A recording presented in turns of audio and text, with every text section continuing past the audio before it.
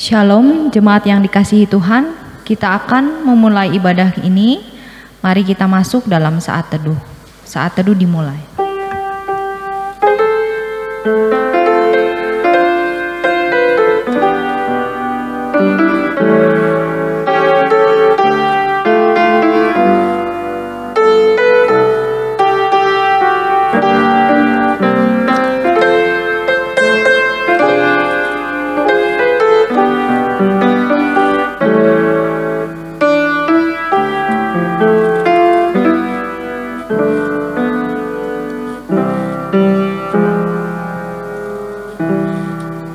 Jemaat diundang untuk berdiri.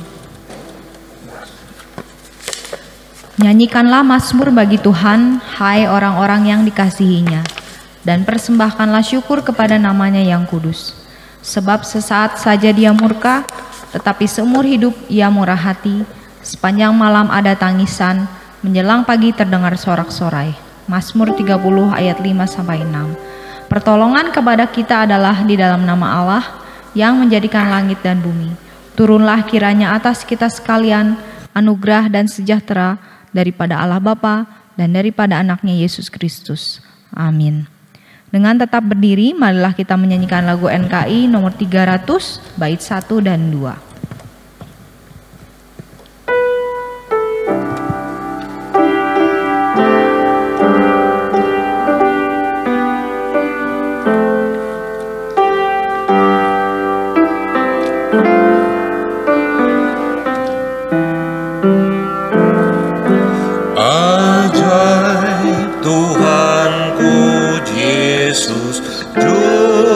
Selamat besar kasih-Nya padaku,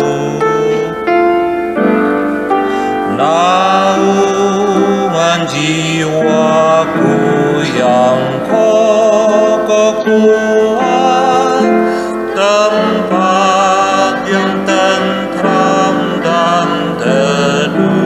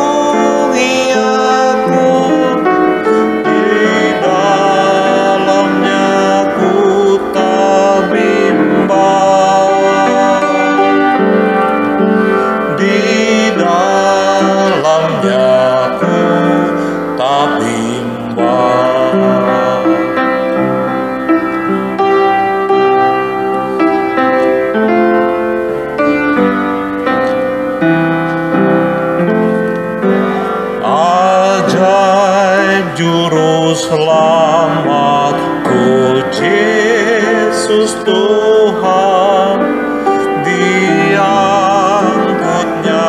tanggunganku. Ku ditegakkan kokoh bagai karang, padaku kekuatan baru. Kasih Tuhanku menaungi aku, hidupku aman dan tentram. Kasih Tuhanku melindungi aku, di dalamnya ku tak bimbang, di dalamnya ku tak bimbang. Amin.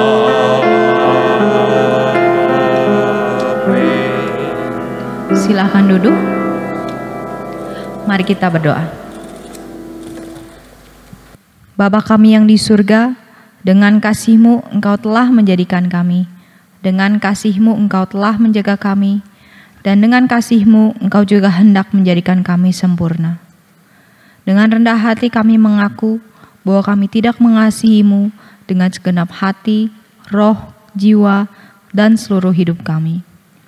Kami juga tidak mengasihi sesama kami manusia sebagaimana Kristus telah mengasihi kami. Memang Engkau di dalam kami, tetapi keinginan daging kami telah membuat kami lupa akan kehendak-Mu. Ampunkanlah kami Bapa, tolonglah kami agar kami bertobat dari dosa-dosa kami dan dari hidup kami yang salah. Pimpinlah kami dengan roh-Mu, agar kami dapat berlaku seperti yang Engkau kehendaki, sehingga kami dapat masuk ke dalam kerajaan-Mu yang sempurna. Demi Yesus Kristus, Tuhan kami yang telah mengajarkan kami berdoa. Bapa kami yang di surga, dikuduskanlah nama-Mu, datanglah kerajaan-Mu, jadilah kehendak-Mu di bumi seperti di surga. Berilah kami pada hari ini makanan kami yang secukupnya, dan ampunilah kami akan dosa kami, seperti kami juga mengampuni orang yang bersalah kepada kami. Dan janganlah membawa kami ke dalam pencobaan, tetapi lepaskanlah kami daripada yang jahat. Karena Engkaulah yang punya kerajaan dan kuasa dan kemuliaan sampai selama-lamanya. Amin. Mari kita kembali memuji Tuhan dengan menyanyikan lagu NKI nomor 244, bait 1 dan 2.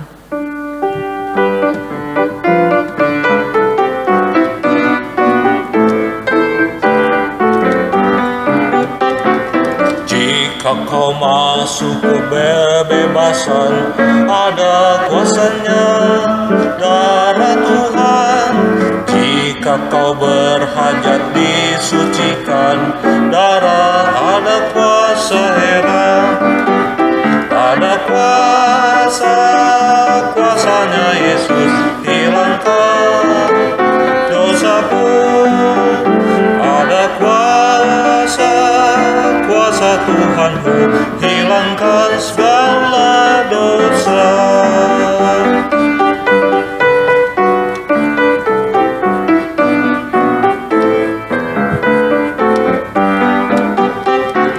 Jika kau digoda oleh setan, ada kuasanya darah Tuhan. Tentu tak ada lain jalanan kalau mau masuk selamatan. Ada kuasanya Yesus hilangkan dosaku. Ada kuasa Tuhanku hilangkan segala dosa.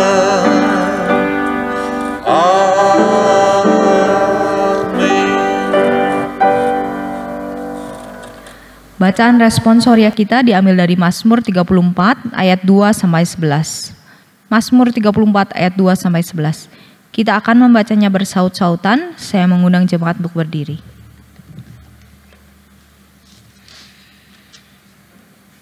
Mazmur 34 ayat 2 sampai 11. Dalam perlindungan Tuhan. Aku hendak memuji Tuhan pada segala waktu. Puji-pujian kepadanya tetap di dalam mulutku.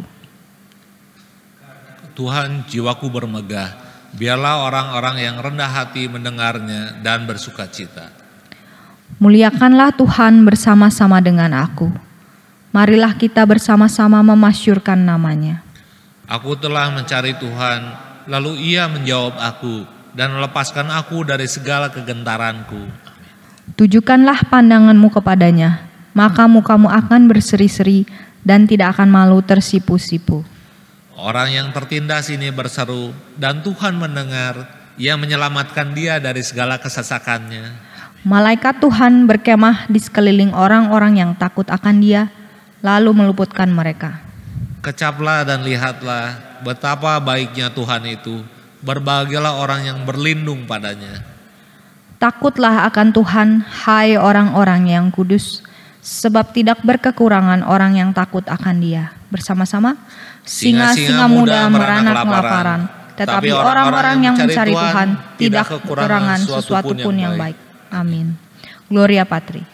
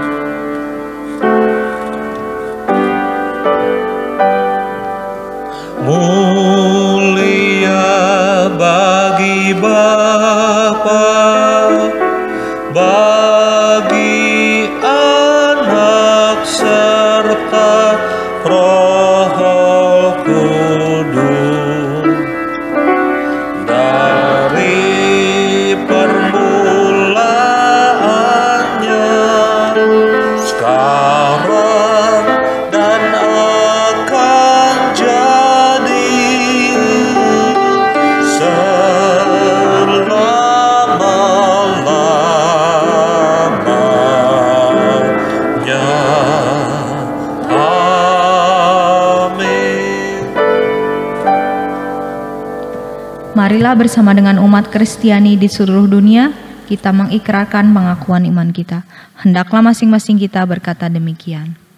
Aku percaya kepada Allah, Bapa yang Maha Kuasa, Khalik langit dan bumi, dan kepada Yesus Kristus, anaknya yang tunggal Tuhan kita, yang dikandung daripada Roh Kudus, lahir dari darah Maria, yang menderita di bawah pemerintahan Pontius Pilatus, disalibkan, mati dan dikuburkan, turun ke dalam kerajaan maut. Pada hari yang ketiga, bangkit pula dari antara orang mati, naik ke surga, duduk di sebelah kanan Allah, Bapa yang Maha Kuasa, dan akan datang dari sana untuk menghakimi orang yang hidup dan yang mati. Aku percaya kepada Roh Kudus, gereja yang kudus dan am, persekutuan orang yang kudus, pengampunan dosa, kebangkitan daging, dan hidup yang kekal. Amin. Silakan duduk. Marilah kita mempersiapkan hati kita untuk masuk ke dalam doa syafaat yang akan dipimpin oleh Bapak Pendeta Ade Gunawan. Kita menyanyi lagu NKI nomor 182 bait 1 dan 2.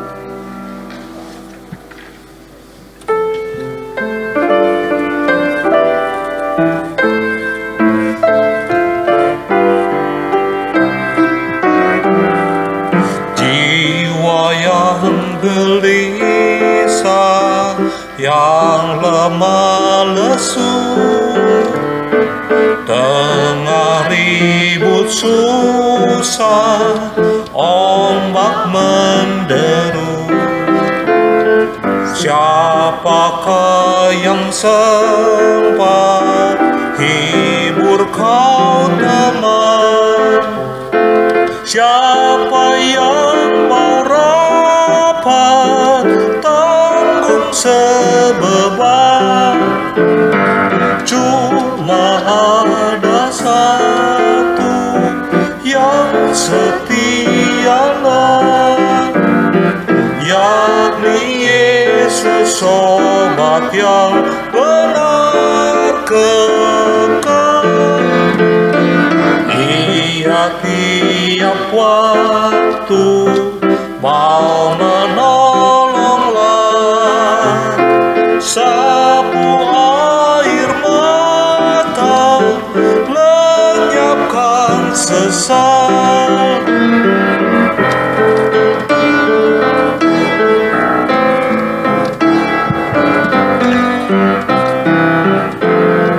Tengah kebimbangan, iman bergempar, kurang kemenangan, damai hilanglah. Siapakah yang datang bisik padamu? Anak jangan takut, ku besertamu. Cuma ada satu yang setialah, yakni Yesus, sobat yang benar kekal. Tiap-tiap waktu mau menolonglah, sapu air mata, lenyapkan sesal.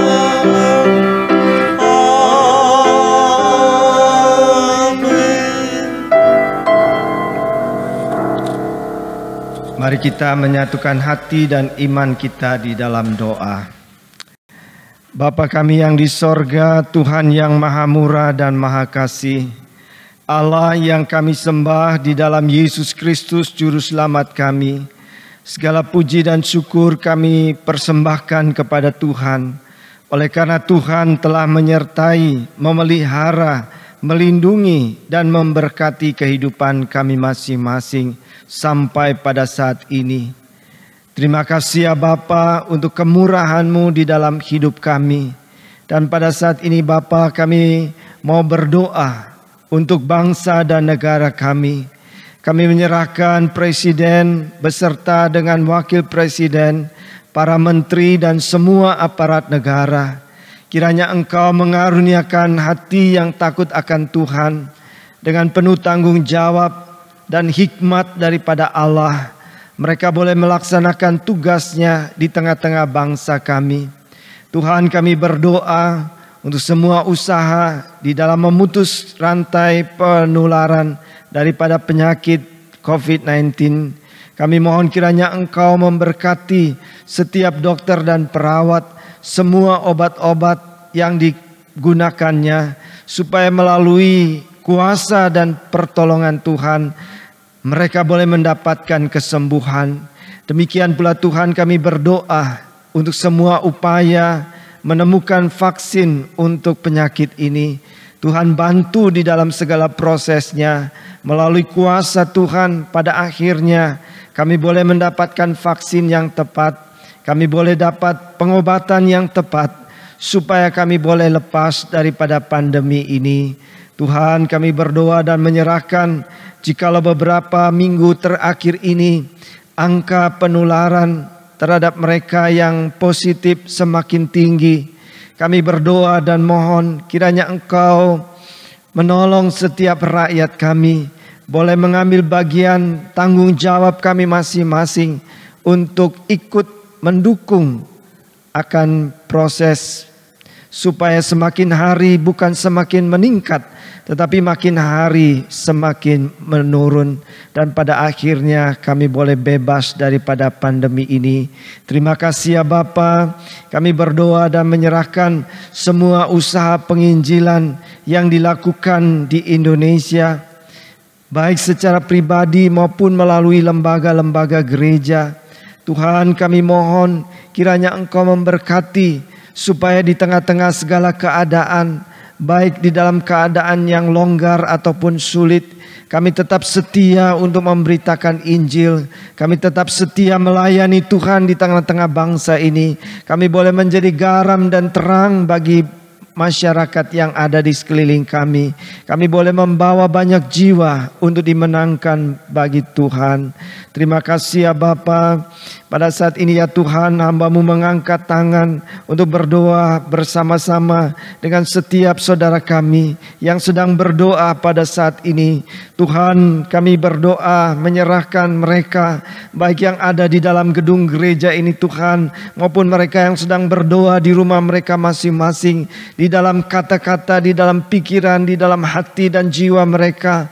Kami mohon kiranya Tuhan mendengar segala seruan dan doa kami ya Bapa. Kami berdoa untuk mereka yang lemah tubuh dan sakit. Kiranya Engkau mengulurkan tangan-Mu yang penuh kuasa Tuhan.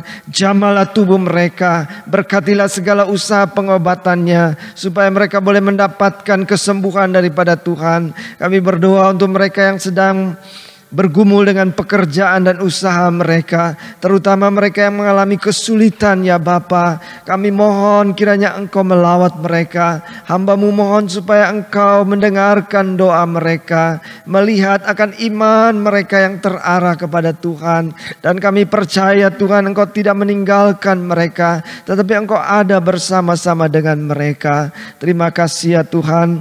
Jikalau ada di antara saudara-saudara kami yang sedang berdoa pada saat ini Tuhan, mereka yang mengalami kesulitan, persoalan, masalah di dalam keluarga mereka, di dalam rumah tangga mereka ya Tuhan, baik antara suami istri, orang tua, anak, mertua, menantu, saudara bersaudara. Tuhan, kami percaya tidak ada suatu persoalan yang tidak dapat diselesaikan di dalam kasih dan kuasa Tuhan. Oleh karena itu Tuhan, kami mengangkat hati kami mengangkat doa kami kepada Tuhan. Kami memohon kiranya Engkau menilik mereka masing-masing, Engkau menolong mereka masing-masing di dalam segala pergumulan mereka. Kami percaya Tuhan, Engkau akan mengaruniakan damai sejahtera di dalam rumah tangga mereka masing-masing. Terima kasih ya Bapa. Pada saat ini Tuhan, hamba-Mu ingin berdoa mengucap syukur untuk jemaat kami yang berulang tahun. Kami bersyukur untuk Bapak Lambok Tambunan. Kami berdoa kiranya Engkau menilik saudara kami yang berulang tahun yang ke-60. Tuhan, kiranya Engkau memberikan umur panjang, kesehatan yang baik. Engkau berkati keluarganya, Engkau berkati segala pekerjaan dan usaha yang mereka kerjakan. Terima kasih ya Bapa. Hamba-Mu juga berdoa khususnya untuk putranya Ronggur yang sedang mempersiapkan pernikahannya, yang akan diberkati pada tanggal 5 September di Jakarta. Tuhan, kiranya Engkau campur tangan supaya semuanya dapat berjalan dengan baik. Dan biarlah rumah tangga yang akan dibangun sungguh-sungguh akan diberkati oleh Tuhan sendiri. Demikian pula Tuhan, hamba-Mu berdoa untuk Ibu Fitriyanti Susanto yang berulang tahun. Tuhan, kiranya Engkau menilik akan saudara kami ini di dalam hidup pribadi, pekerjaan dan rumah tangganya. Kiranya Engkau mendengar segala doa dan permohonannya. Kiranya Engkau memberkati kehidupannya ya Tuhan. Demikian pula Tuhan, kami bersyukur untuk anak Benedik Manuel Chi yang berulang tahun. Kami berdoa kiranya Engkau memberkati anakmu yang masih kecil ini. Ia boleh bertumbuh dengan sehat maupun di dalam pendidikan. Engkau berkati supaya setiap semester, setiap tahun dia boleh lulus dan mendapatkan hari depan yang baik daripada Tuhan. Jika ada kesulitan yang dihadapinya, Tuhan yang senantiasa memberikan pertolongan dan jalan keluar. Berkatilah kedua orang tuanya, Pak Hendra dan Ibu Frida, di dalam rumah tangga mereka, dalam mendidik anak-anak mereka, di dalam segala usaha dan pekerjaannya. Tuhan akan memberkati. Terima kasih ya Bapa. Hamba juga teringat untuk Bapak Paulus Sinaga yang sedang sakit di rumah. Tuhan, kami berdoa kiranya Engkau melawat dia, kiranya Engkau mengulurkan tangan-Mu yang penuh kuasa, menjamah tubuhnya, memberikan kesembuhan dan kekuatan kepadanya. Berkatilah ya Tuhan pekerjaan dan usahanya. Demikian pula Tuhan, hamba-Mu berdoa mengucap syukur untuk Ibu Cipeng yang sudah menjalani operasi dan operasinya boleh berjalan lancar dan berhasil oleh karena berkat daripada Tuhan. Kami berdoa supaya Engkau memulihkan kesehatannya. Minggu demi minggu yang akan datang ia boleh dapat berjalan dengan baik. Terima kasih ya Tuhan. Sekali lagi hamba-Mu berdoa menyerahkan setiap saudara yang sedang mengikuti kebaktian ini di rumah mereka masing-masing, dimanapun mereka berada. Mereka yang sedang berdoa dan mengangkat hati kepada Tuhan, Tuhan mendengarkan doa mereka. Tuhan akan mengabulkan dan mengaruniakan yang terbaik untuk setiap mereka. Segala puji dan syukur kami persembahkan kepada Tuhan. Dalam nama Tuhan Yesus, Juru Selamat kami yang hidup, kami berdoa. Amin.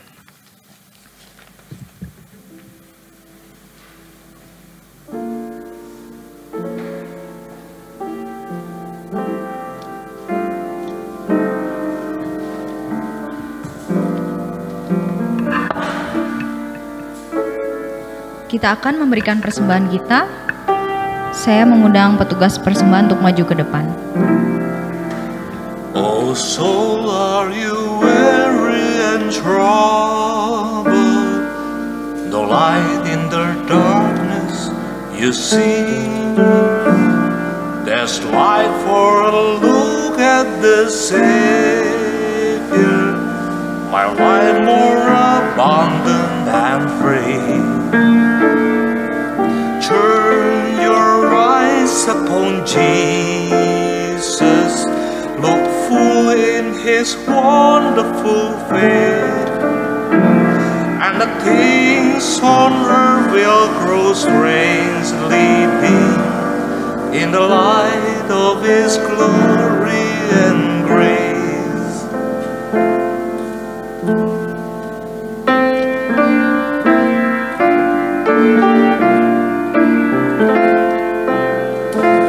Mohon Tuhan memberkati persembahan kami ini, agar dapat digunakan untuk kemuliaan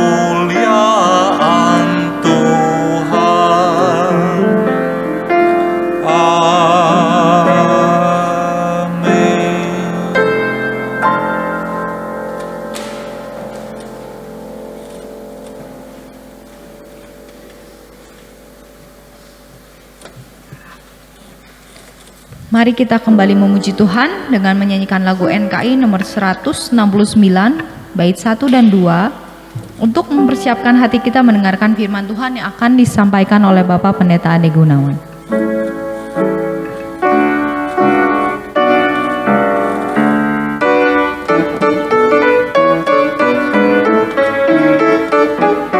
Marilah bersandar pada Al-Masih, pujian dan hormat padanya diberi.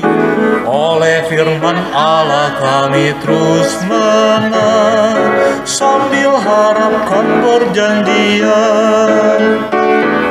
Sandar, sandar, sandar akan perjanjian Tuhan Yesus. Sandar, sandar, sandar akan janji penebus.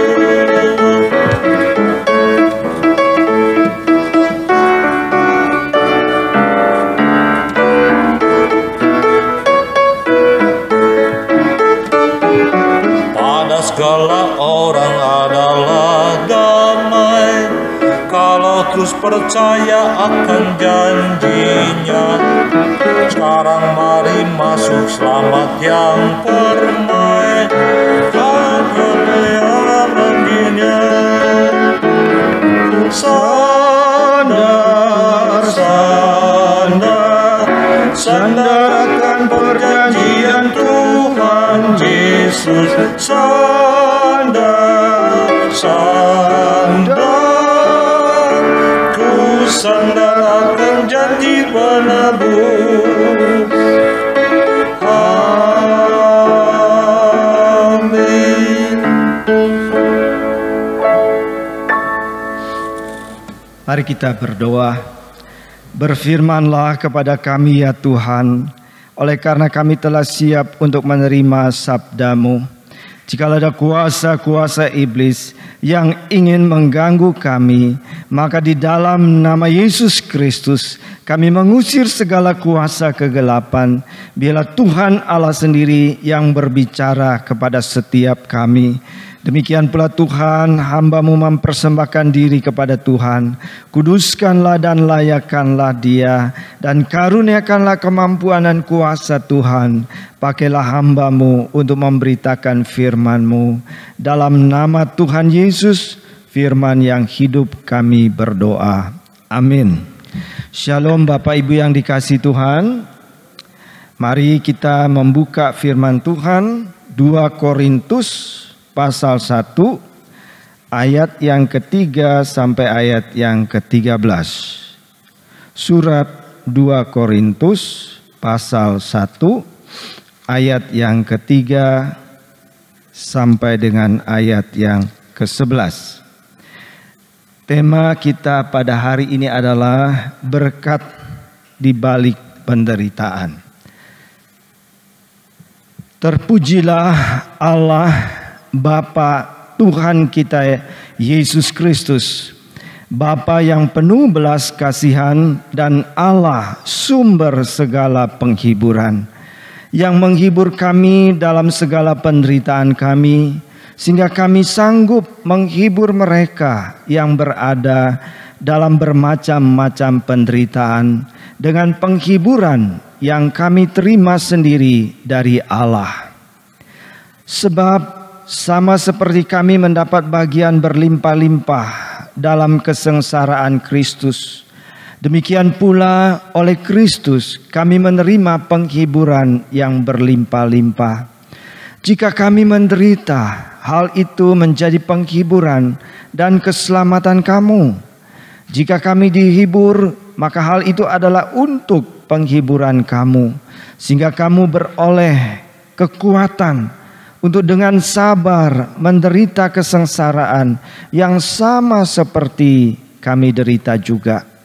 Dan pengharapan kami akan kamu adalah teguh, karena kami tahu bahwa sama seperti kamu turut mengambil bagian dalam kesengsaraan kami, kamu juga turut mengambil bagian dalam penghiburan kami. Sebab kami mau saudara-saudara supaya kamu tahu akan penderitaan yang kami alami di Asia Kecil. Beban yang ditanggungkan atas kami adalah begitu besar dan begitu berat, sehingga kami telah putus asa juga akan hidup kami. Bahkan kami merasa seolah-olah kami telah dijatuhi hukuman mati. Tetapi hal itu terjadi supaya kami jangan menaruh kepercayaan pada diri kami sendiri, tetapi hanya kepada Allah yang membangkitkan orang mati. Dari kematian yang begitu ngeri, Ia telah dan akan menyelamatkan kami. Kepadanya kami menaruh pengharapan kami bahwa Ia akan menyelamatkan kami lagi. Karena kamu juga turut membantu mendoakan kami supaya banyak orang mengucap syukur atas karunia yang kami peroleh berkat banyaknya doa mereka untuk kami. Sampai demikian pembacaan firman Tuhan. Ibu bapa dan saudara-saudara yang dikasihi oleh Tuhan, Rasul Paulus dalam pembacaan kita ini pada ayat yang ke-8, dia mengatakan bahwa kami mau saudara-saudara supaya kamu mengetahui akan penderitaan yang kami alami di Asia Kecil, bahwa beban yang ditanggungkan atas kami adalah begitu berat dan begitu besar, sehingga kami telah putus asa akan hidup kami. Saudara, Paulus mengatakan bahwa dia ingin membagikan tentang penderitaan yang dia katakan begitu berat, begitu besar, yang membuat dia seolah-olah sudah mau putus asa. Bahkan di dalam ayat yang ke-9 dan 10 Paulus mengatakan, kami seperti orang yang sudah dijatuhi hukuman mati. Coba saudara bayangkan, Paulus sedang menghadapi persoalan-persoalan. Paulus pernah mengalami penderitaan yang dia katakan begitu besar, begitu berat, yang membuat dia hampir putus asa dan seperti orang yang sudah dijatuhi hukuman mati. Saudara-saudara, saya tidak tahu apakah saudara pernah mengalami di dalam hidupmu, atau mungkin pada saat ini saudara sedang bergumul berat, begitu besar, begitu beratnya persoalan yang saudara hadapi. Saudara mengatakan, saya seperti orang yang sudah dijatuhi hukuman mati.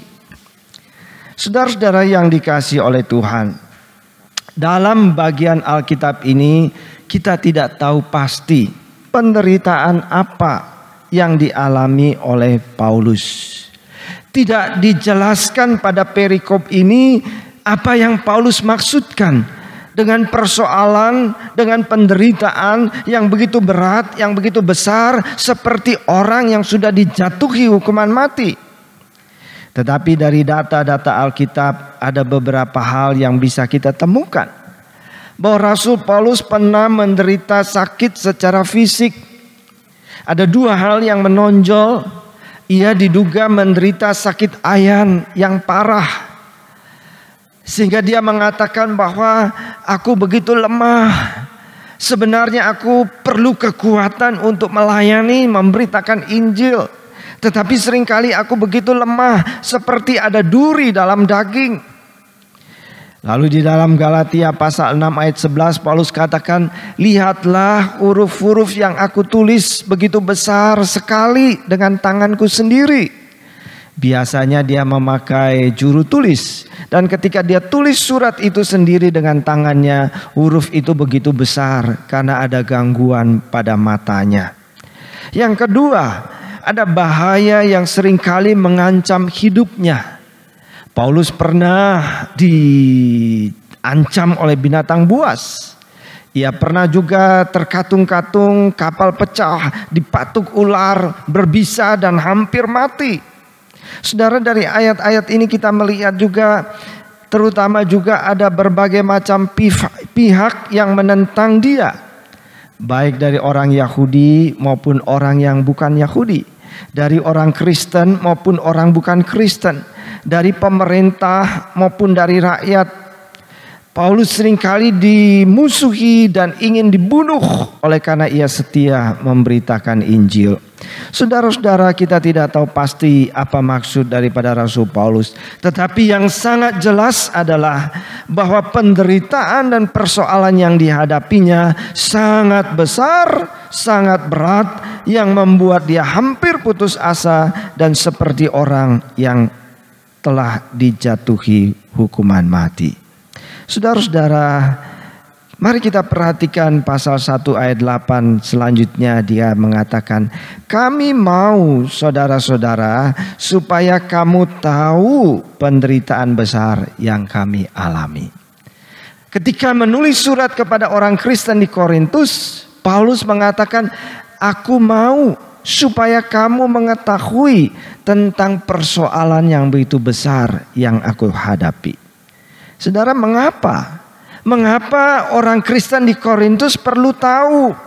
Untuk apa Paulus membagikan persoalan ini kepada saudara dan saya pada zaman ini? Nah, saudara-saudara yang dikasihi oleh Tuhan, karena Paulus ingin menyaksikan bahwa ternyata di balik semua penderitaan dan pergumulan yang berat itu, yang dialaminya itu ternyata ada berkat-berkat Allah yang indah di dalamnya. Amin. Bahwa ternyata bagi umat Tuhan, bagi orang Kristen, bagi anak-anak Tuhan, jikalau Allah mengizinkan, sudah berkali-kali saya katakan, Tuhan tidak pernah merencanakan yang jahat bagi kita. Tuhan tidak pernah merencanakan sakit untuk kita, tetapi Tuhan merencanakan semua yang baik, dan semua yang baik datangnya dari Allah, dan tidak pernah ada yang buruk yang datangnya daripada Allah. Tetapi saudara dan saya yang hidup di dalam dunia yang sudah dinodai oleh dosa dan kejahatan, membuat dunia tidak lagi sebaik yang diciptakan oleh Allah. Maka ketika hal-hal yang buruk terjadi dalam hidup manusia, ketika itu diizinkan oleh Allah, dialami oleh anak-anak Tuhan, maka Paulus mengatakan, saya mau kamu tahu bahwa ternyata di balik semua kesulitan, persoalan, penderitaan yang aku alami, ada berkat-berkat Tuhan yang baik. Amin. Nah, ada beberapa hal yang mau saya bagikan. Apa itu saudara? Berkat apa? Yang pertama, yaitu bahwa melalui semuanya itu Paulus semakin mengenal Allah. Melalui segala pergumulan, kesulitan, problem, seperti orang yang sudah dijatuhi hukuman mati, artinya sudah menghadapi kehancuran itu, Paulus semakin mengenal Allah. Kalau kita perhatikan dalam surat yang dia tulis ini, biasanya dalam surat-surat Rasul Paulus, ia selalu menyapa jemaat dengan mengatakan, Allah Bapa Tuhan kita Yesus Kristus. Dia selalu berkali-kali mengatakan Allah Bapa Tuhan kita Yesus Kristus. Tetapi di dalam 2 Korintus pasal 1 ayat 3, ketika dia sedang menceritakan tentang kesulitan persoalan yang begitu besar, begitu berat yang dia alami dalam hidupnya, maka Paulus mengatakan, terpujilah Allah Bapa Tuhan kita Yesus Kristus. Tetapi ada tambahannya, Bapa yang penuh belas kasihan, Allah sumber segala penghiburan, yang menghibur kami dalam segala penderitaan kami. Saudara-saudara, Allah yang menghibur kami dalam segala penderitaan kami dengan penghiburan yang kami terima sendiri dari Allah. Bahkan penghiburan itu begitu berlimpah sehingga Rasul Paulus menyebut Allah sebagai Allah sumber segala penghiburan. Saudara-saudara yang dikasihi oleh Tuhan, melalui segala persoalan, penderitaan yang dialami oleh Paulus, membuat Rasul Paulus semakin bertumbuh bertumbuh di dalam mengenal siapakah Allah di dalam kehidupannya. Bahkan ia mengalami secara nyata bagaimana di dalam kesusahannya, dalam penderitaannya, dalam persoalannya, Allah menghibur dia, Allah menguatkan dia, Allah menolong dia, Allah meluputkan dia, dan Allah menyelamatkan dia. Saudara-saudara, inilah bagian yang pertama. Itu sebabnya Rasul Paulus mengatakan, aku mau supaya kamu mengetahui bahwa aku pernah mengalami penderitaan persoalan yang begitu hebat, yang begitu berat, yang begitu sulit, yang membuat aku merasa seperti orang yang sudah mau menghadapi hukuman mati. Tetapi puji syukur kepada Tuhan, dia mengatakan melalui pergumulan yang dia hadapi itu, dia mengalami Tuhan secara nyata di dalam hidupnya. Sehingga ia bisa menyimpulkan bahwa ketika aku di dalam penderitaan, Tuhan menghibur aku. Ketika aku di dalam ketakutan, ia memberikan kekuatan kepadaku. Ketika aku di dalam kesulitan, ia membukakan jalan bagiku. Ketika aku di dalam jalan yang menuju kepada kebinasaan, ia menyelamatkan nyawaku. Amin. Dan itu dialami oleh Rasul Paulus, yang membuat dia semakin bertumbuh di dalam pengenalan akan Tuhannya. Saudara, kalau kita bandingkan dengan Ayub, Ayub adalah seorang yang benar. Dia hidup saleh dan takut akan Tuhan. Tapi atas permintaan usul daripada iblis, Tuhan mengizinkan. Allah memberikan sakit, penyakit, anaknya mati, dia mengalami bagaimana bencana, hartanya dirampok, segala macam penderitaan dia alami.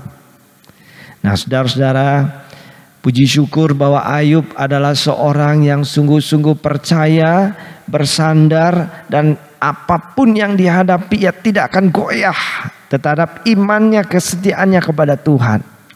Saudara, dalam Ayub pasal 42 ayat yang kelima, setelah semua pergumulan itu bisa dihadapi dan dilewati, Ayub menyaksikan, dulu hanya dari kata orang saja aku mendengar tentang Engkau ya Tuhan.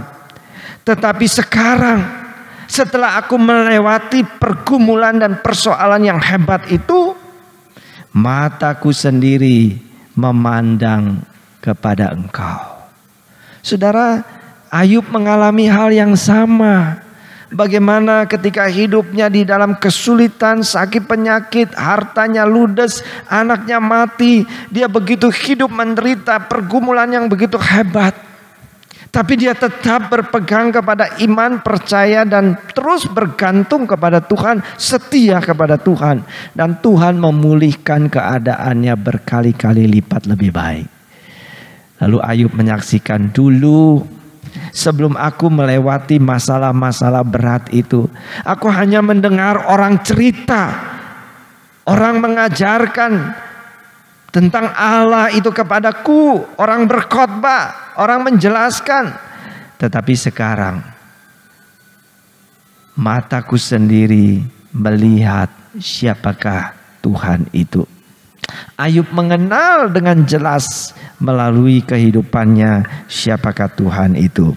Jadi saudara-saudara, penderitaan dan persoalan berat yang dialami oleh Ayub membawa dia kepada pengenalan yang sejati akan Allah.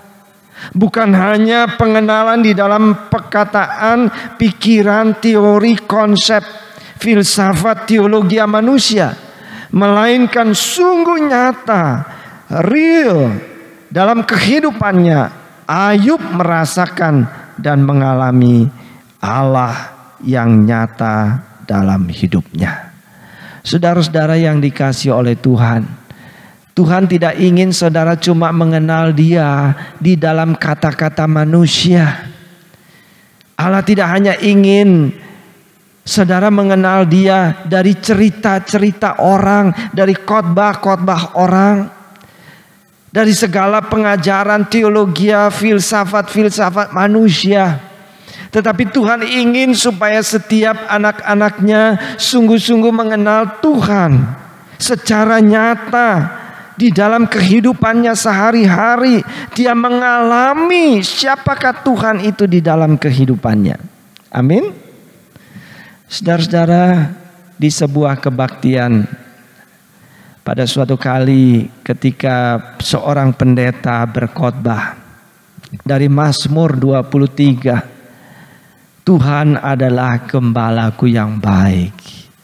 Ia menuntun aku di padang yang berumput hijau. Ia membawa aku ke air yang jernih. Ia membimbing aku di jalanku, menopang aku tidak takut bahaya, dan seterusnya. Pendeta itu begitu berkobar-kobar mengkhotbahkan tentang bagaimana Tuhan menjadi gembala yang baik bagi umatnya. Lalu setelah ibadah itu selesai, ketika masih beribadah di gedung gereja, maka pulang jemaat bersalam-salaman.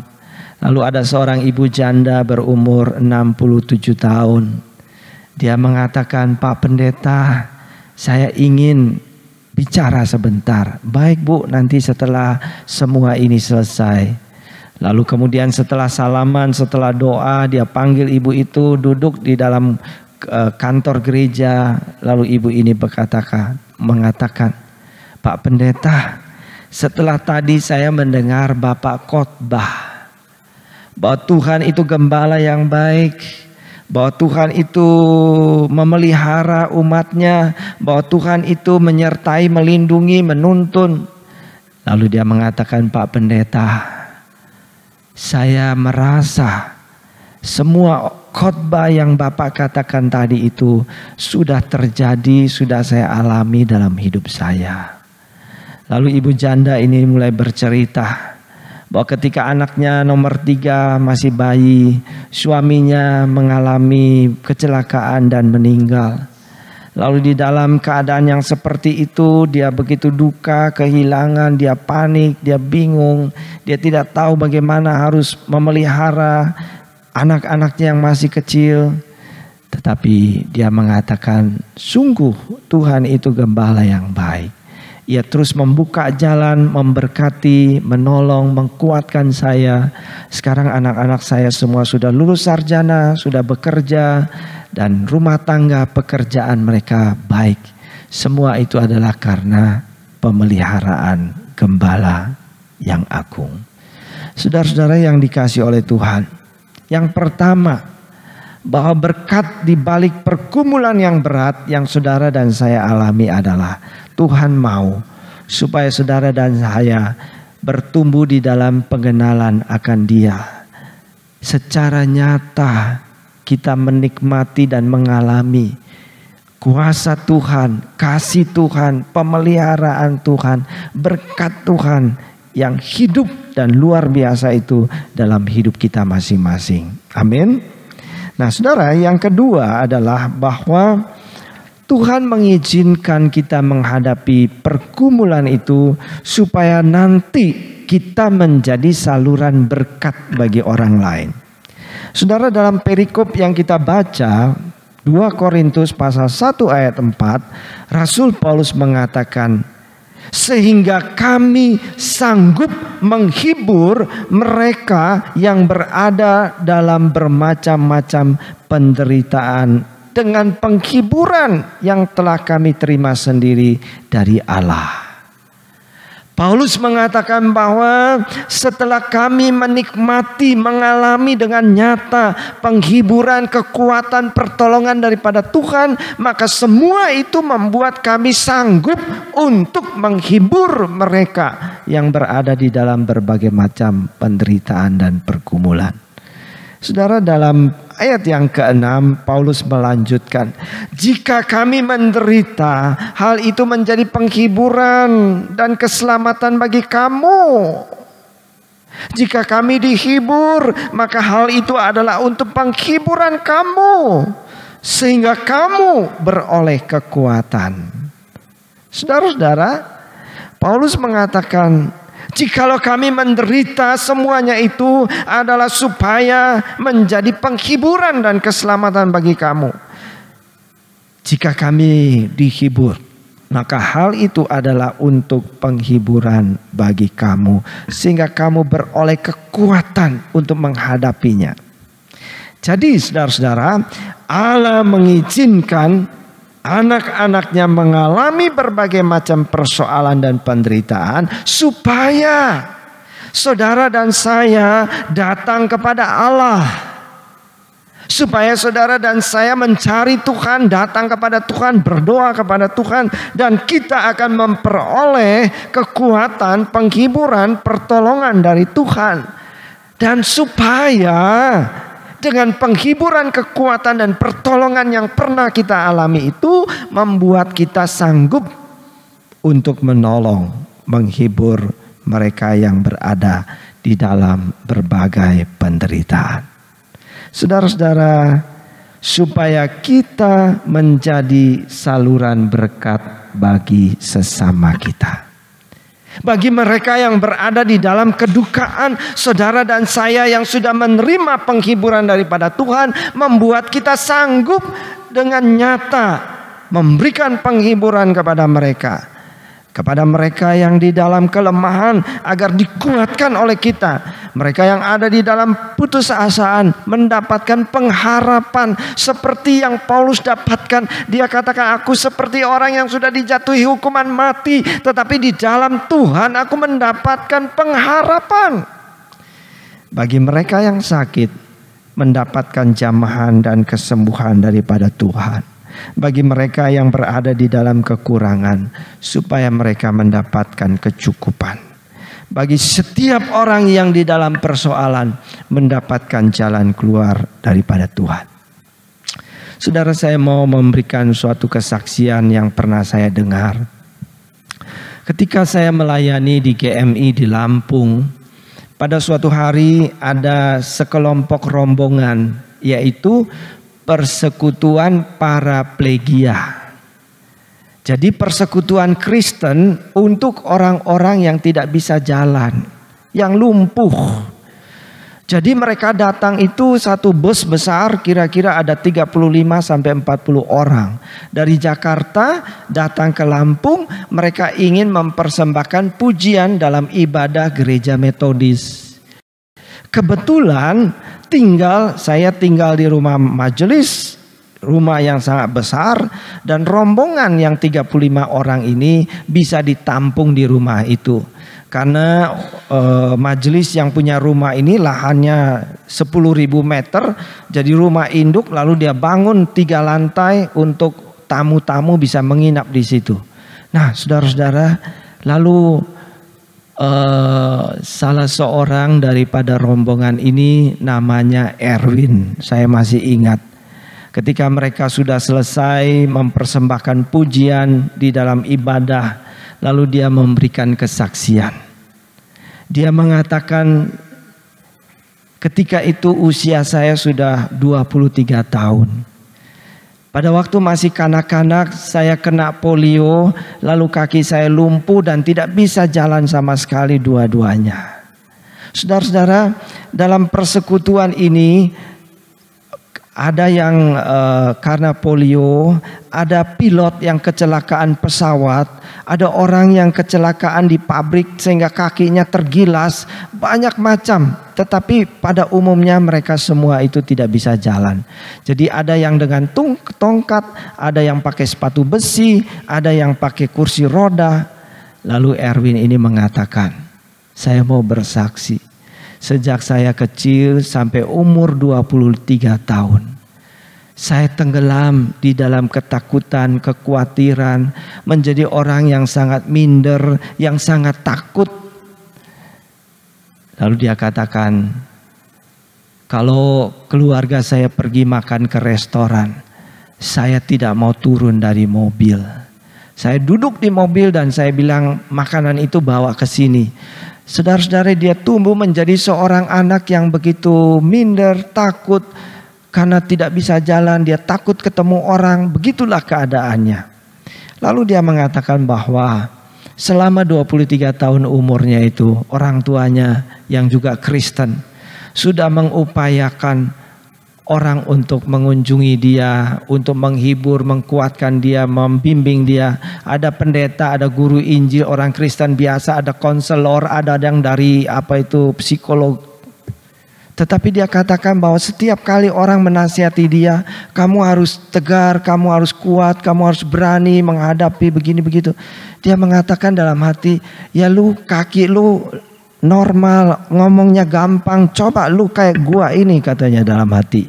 Jadi semua nasihat itu tidak bisa masuk dalam hatinya. Lalu dia mengatakan pada suatu hari ada seorang pemuda dari persekutuan para Plegia Kristen ini mengunjungi dia di rumah. Dia terkejut karena yang datang itu adalah seorang juga polio dengan memakai tongkat dan bantuan sepatu besi sampai ke pinggang.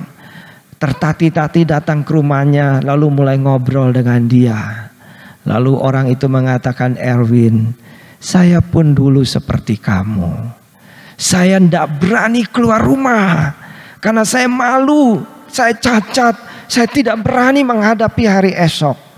Lalu dia katakan, tetapi sejak saya ikut persekutuan, saya dengar firman Tuhan. Saya dengar firman Tuhan, saya dengar firman Tuhan. Dan firman Tuhan membuka hati saya. Kesaksian teman-teman memberi kekuatan kepada saya. Ayo ikut persekutuan.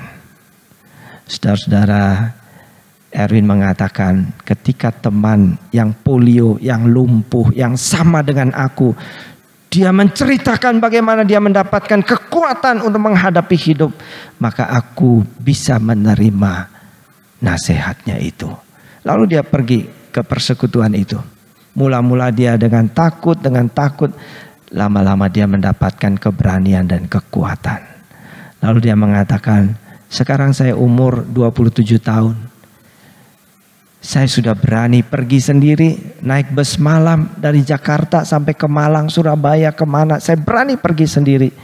Dan sekarang saya sudah bekerja di sebuah supermarket. Hidup saya betul-betul sudah berubah.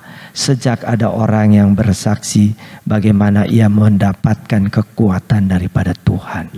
Amin. Saudara-saudara yang dikasihi oleh Tuhan, Rasul Paulus mengatakan dengan begitu jelas dalam firman Tuhan ini, kami mendapatkan penghiburan yang berlimpah, kekuatan daripada Tuhan, pertolongan daripada Tuhan, supaya kami sanggup untuk memberikan penghiburan dan kekuatan bagi kamu. Nah, saudara-saudara, yang ketiga, ini yang paling penting. Di dalam 2 Korintus pasal 1 ayat 9 dan 10, Rasul Paulus mengatakan, supaya kami jangan menaruh kepercayaan pada diri kami sendiri, tetapi hanya kepada Allah. Kepadanya kami menaruh pengharapan kami.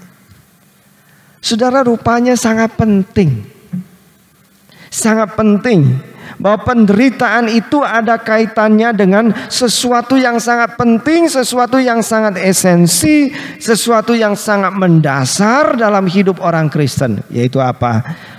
Yaitu menyinggung tentang iman percaya, penyerahan diri, dan mengandalkan.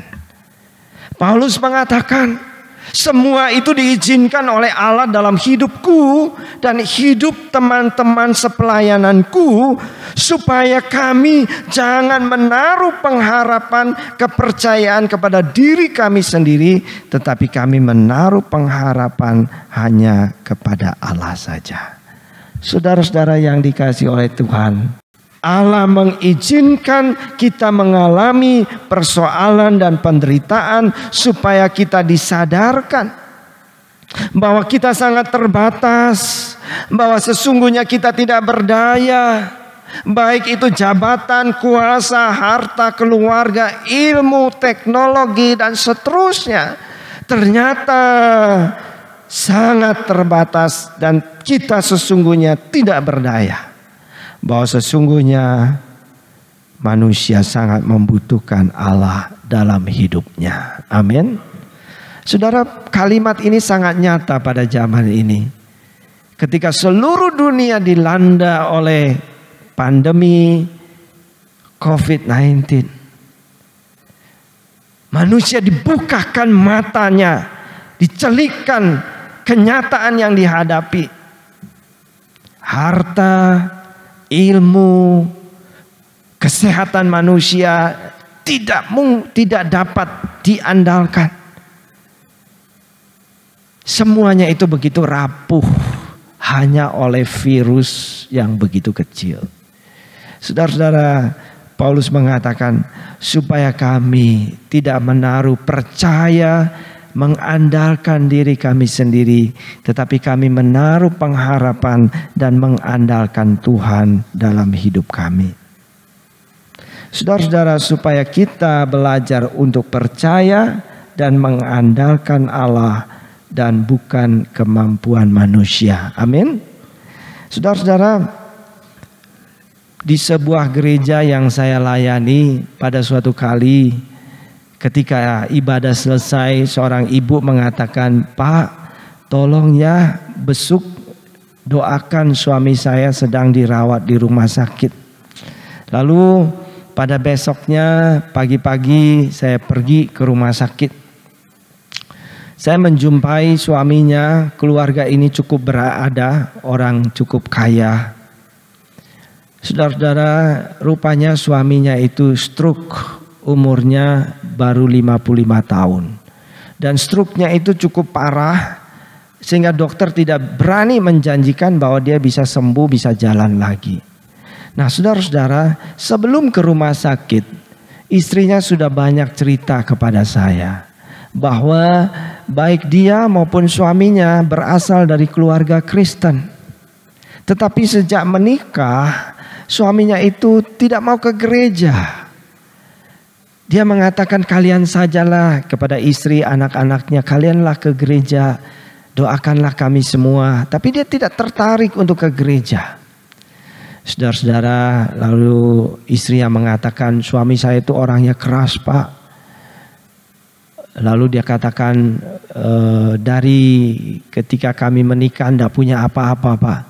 Tapi suami saya memang seorang yang ulet, pekerja keras dan pandai, pintar. Sehingga pelan-pelan usahanya maju sampai akhirnya perusahaannya begitu besar dan mereka menjadi orang yang cukup kaya." Nah, saudara-saudara, ketika saya menjenguk, ngobrol sebentar, kemudian saya mengajak, "Om, kita doa ya. Walaupun mungkin secara medis sulit, kita doa supaya Tuhan yang Maha Kuasa, Tuhan sanggup bisa menolong, menyembuhkan Om, bisa jalan lagi." Wah, dia begitu antusias, dia senang sekali. Lalu dia berdoa dengan saya dan istrinya. Lalu dalam doanya saya katakan, "Tuhan, ampunilah kami. Ketika kami sehat dan kuat, kami merasa bahwa kami mampu, kami bisa. Ketika kami berhasil, kami merasa kami mampu untuk hidup tanpa Tuhan. Tapi ternyata kami adalah orang-orang yang tidak berdaya. Kami tidak mampu Tuhan, kami butuh Engkau Tuhan. Ulurkanlah tangan-Mu yang penuh kuasa, jamahlah Bapak ini, berkati pengobatannya, sembuhkanlah dia ya Tuhan. Waduh Pak, saudara, ketika saya berdoa seperti itu, Bapak ini menangis meraung-raung begitu hebatnya. Dan ketika amin, dia bilang, "Terima kasih pendeta." Istrinya mengatakan, "Suami saya orangnya keras. Tidak pernah seumur hidup, hampir tidak pernah saya melihat dia sedih dan menitikkan air mata. Tadi di dalam doa dia begitu menangis meraung-raung kepada Tuhan." Lalu dia katakan sebelum saya pulang, dia bilang, "Pak, nanti kalau saya sudah sembuh, saya bisa jalan, saya mau ke gereja." Saudara-saudara, puji Tuhan, 2 minggu dirawat, lalu kemudian pulang ke rumah. Pada bulan yang ketiga dia sudah mulai bisa berjalan. Dan betul dia menepati janjinya, dia pergi ke gereja. Dan sejak itu dia setia ibadah dan dia mulai melayani Tuhan. Bahkan dengan hartanya dia persembahkan untuk pekerjaan Tuhan. Dia katakan, "Terima kasih Tuhan, karena Engkau sudah mendidik dan menyadarkan saya. Aku tidak berdaya, Aku membutuhkan Tuhan dalam hidupku. Amin. Nah, saudara-saudara, yang terakhir di dalam perikop ini, hal yang keempat, supaya bersukacita dan bersyukur kepada Allah. Dalam 2 Korintus pasal 1 ayat 11, dalam konteks ini Paulus katakan, supaya banyak orang mengucap syukur atas karunia yang kami peroleh berkat banyaknya doa mereka untuk kami. Paulus katakan yang keempat adalah supaya banyak orang berdoa. Dan ketika doa mereka dijawab, didengar oleh Tuhan, maka banyak orang akan mengucap syukur dan bersukacita di dalam Tuhan. Nah, saudara-saudara yang dikasihi oleh Tuhan, pada saat manusia mengalami penderitaan, persoalan, maka yang harus kita perbuat apa ya? Mencari Tuhan, berdoa kepada Tuhan. Dan apa yang akan terjadi? Tuhan akan mendengar doa kita. Ia akan menghibur, mengkuatkan, dia akan memberikan pengharapan, pertolongan, jalan keluar. Dan pada akhirnya semua orang akan bersukacita dan mengucap syukur. Jadi saudara-saudara, supaya banyak orang bergandeng tangan, bersatu hati, bersatu iman, berdoa kepada Allah. Demikian pula nantinya banyak orang akan bersukacita dan bersyukur kepada Allah atas segala penghiburan, kekuatan, pertolongan dan jalan keluar yang diberikan oleh Allah. Amin. Saudara-saudara, selama kurang lebih hampir 5 bulan ketika kita harus online ibadah, di samping kita tidak bisa bertemu, bersekutu seperti yang lalu-lalu, ada yang hilang, tetapi ada juga yang menjadi berkat. Ibadah tidak lagi dibatasi oleh ruang dan waktu di tempat gereja ini. Ada orang yang dari Bengkulu, ada orang dari Jakarta, saudara saya dari Kupang, ada saudara saya di Malang, ada saudara saya di Surabaya. Orang-orang yang mengenal, orang-orang yang tahu gereja Metodis, semua itu mengikuti ibadah itu. Dan ada banyak di antara mereka, ada yang WA, ada yang telepon, ada yang melalui Facebook, ada yang melalui bermacam-macam alat sosial media ini. Mereka mengatakan, Pak, terima kasih, saya diberkati. Ada yang mengatakan, Pak, khotbah itu mengena kepada saya. Ada yang mengatakan, Pak, tolong ya doakan, saya ada persoalan dalam keluarga. Ada yang mengatakan, Pak, tolong ya saya sakit, saya mau operasi, ada begini-begini. Pak, tolong ya pekerjaan saya, usahanya begini-begini. Dan saya doakan. Saya doakan di kamar saya. Kadang-kadang saya berlutut sendiri di dalam gereja ini, saya berdoa. Dan apa yang terjadi, saudara-saudara? Ada banyak di antara mereka yang kemudian mengabarkan, puji Tuhan, Tuhan telah mendengar doa kita. Amin. Saudara-saudara yang dikasihi oleh Tuhan, saya menutup khotbah ini, renungan ini dengan sebuah kesaksian yang saya dapat dari buku renungan harian yang diberi judul Pelangi di Balik Hujan. Yaitu dikatakan bahwa ada seorang bapak bernama Nathaniel Hawthorne. Pada suatu hari dia pulang dengan hati yang sangat sedih, yang sangat susah. Dia bergumul oleh karena apa? Di kantornya Bea Cukai Boston, Massachusetts, Amerika, tempat dia bekerja. Hari itu dia diberitahu bahwa dia di PHK, diberhentikan. Maka dia berjalan pulang dengan hati yang sangat gundah.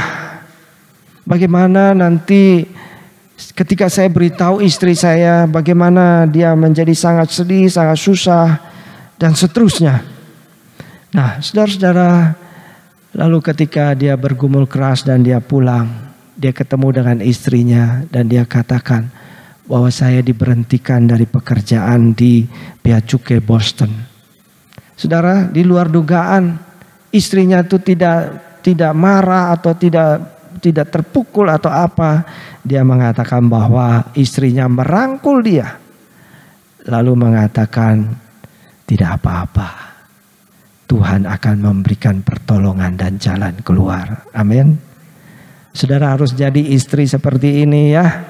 Jangan suami pulang di PHK lalu mata melotot mulai nyambar ya. Kamu memang goblok, memang kamu tidak bisa apa-apa. Wow, dan seterusnya. Istrinya memeluk dia. Istrinya mengerti pergumulan suaminya, menjadi penolong. Istrinya mengatakan, tidak apa-apa Pak. Kita berdoa, Tuhan akan menolong kita. Lalu saudara-saudara mereka berdoa dan suaminya merasa lega. Ada pengharapan, ada bangkit harapan dalam hatinya kepada Tuhan. Lalu besok lusanya suaminya kemudian menjadi murung, menjadi bingung. Lalu dia bilang sama istrinya, ketika istrinya tanya, kamu kenapa murung? Saya bingung. Lalu istrinya tiba-tiba pergi ke belakang mengambil sebuah buku dan sebuah bolpen lalu diberikan kepada suaminya. Lalu dia mengatakan, kamu sudah dipecat, kamu tidak bekerja lagi, sekarang kamu punya banyak waktu untuk menulis. Saudara-saudara, rupanya suaminya ini memang punya hobi menulis, punya bakat untuk menulis. Lalu kemudian dikatakan bahwa sejak hari itu suaminya mulai menulis.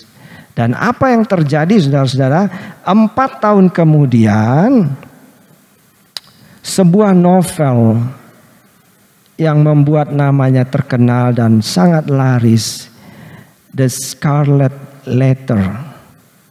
Ya, ini kemudian menjadi novel yang booming, laku keras, lalu mereka mendapatkan penghasilan yang luar biasa. Saudara-saudara yang dikasihi oleh Tuhan, kegagalan di satu bidang kerap menjadi pembuka jalan bagi keberhasilan di bidang lain. Kuncinya adalah tidak putus asa, terus berusaha, dan terutama tetap berpaut kepada Tuhan sumber hidup. Jika Tuhan mengizinkan sesuatu terjadi, tentu ada maksud baik di balik itu.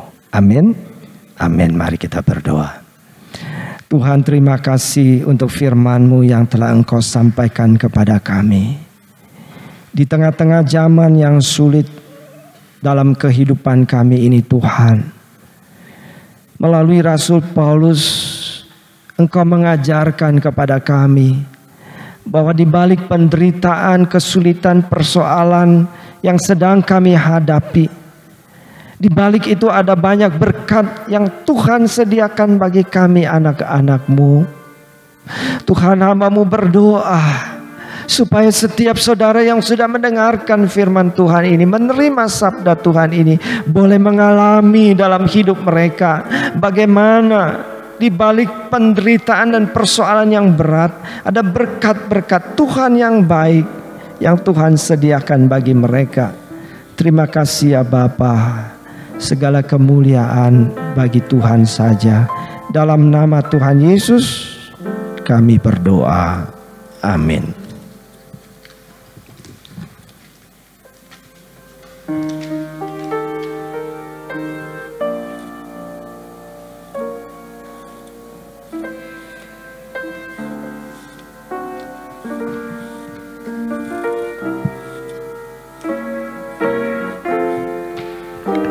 Kita akan mengakhiri ibadah kita hari ini dengan menyanyikan lagu NKI nomor 266 bait 1 dan 2. Jemaat dipersilakan berdiri.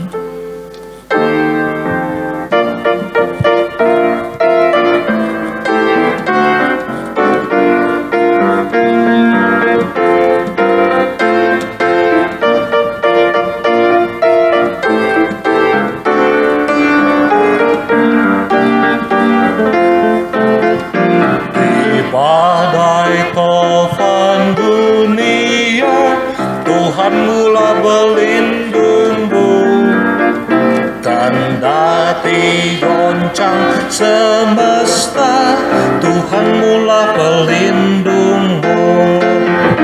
Ya Yesus, gunung batu di dunia keluh kesah. Ya Yesus, gunung pelindung yang tetap teguh.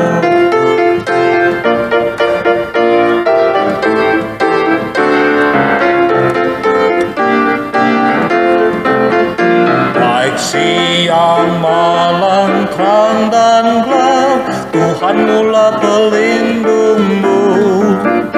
Terlihat takutmu lenyap, Tuhanmulah pelindungmu. Ya Yesus gunung batu di dunia, keluh kesah. Ya Yesus gunung batu di dunia, pelindung yang tetap teguh. Amin. Doksologi dilanjutkan dengan pengutusan dan berkat oleh Bapak Pendeta Ade Gunawan.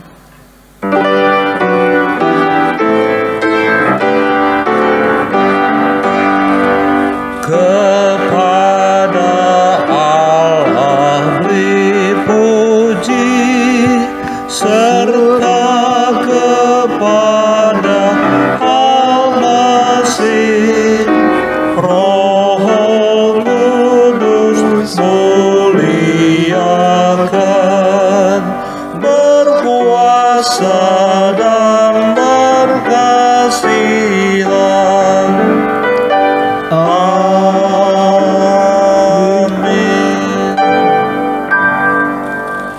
Mari kita tunduk kepala dan mengarahkan hati kita kepada Tuhan untuk menerima berkat dari Tuhan. Kasih karunia dan damai sejahtera dari Allah Bapa kita, pertolongan Tuhan Yesus Kristus, kekuatan dan penghiburan Roh Kudus menyertai saudara yang ada di dalam gedung gereja, saudara yang beribadah di rumah masing-masing, dimanapun engkau berada. Tuhan menyertai engkau. Amin. Amin.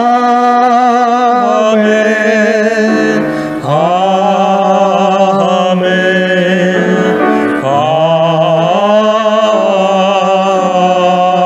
Amin.